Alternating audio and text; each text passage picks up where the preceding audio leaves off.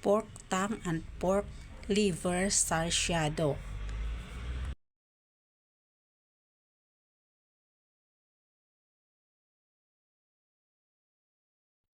Pakuluan muna natin yung ating lingua guys, or pork tongue. Lagyan ng bay leaves at saka ground black pepper. Ayan na guys. Matagal ang aking pakulo niyan guys. At haunin na natin. Ayan na guys. Linisan ko lang yan guys. Ayan na, nakuha ko na. Nalinis ko na guys. Kaso konti lang pala yun. So nag-add din ako ng pork liver. Na-slice ko na guys at timplahan na natin ng asin at soy sauce at saka kalamansi.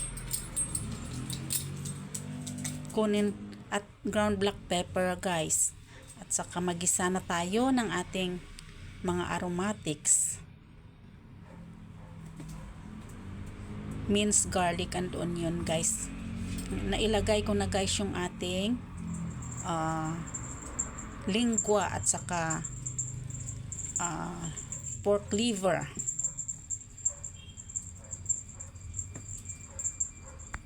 Igisa na natin lahat kasi napalambot naman yan guys.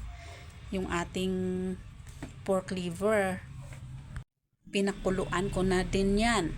At ngayon idala na natin sa gisa yung ating patatas.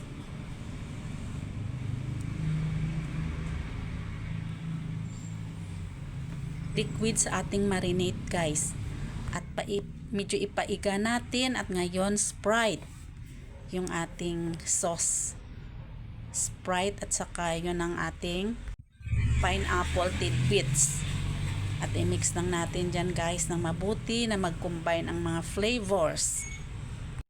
Yung pork liver natin ilagay ko sana yan sa pansit. Kaso lang konti lang palang isang lingua. So dinagdag ko na lang guys. Bili na lang tayo ulit para sa pansit. Asin, bitsin. Mix together.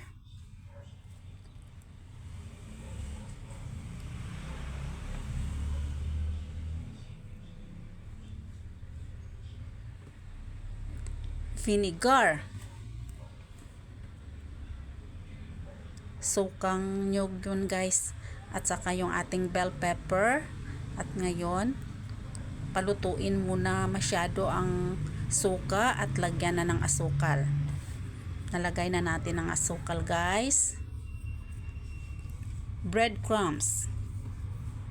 Pampalapot sa ating nilulutong sarsyado. Yung pampakolor natin guys, soy sauce lang yan. Kaya brown ang color.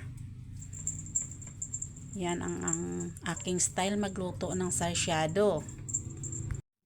Nailagay ko ng lahat ng mga sahog natin guys. Kompleto na yan.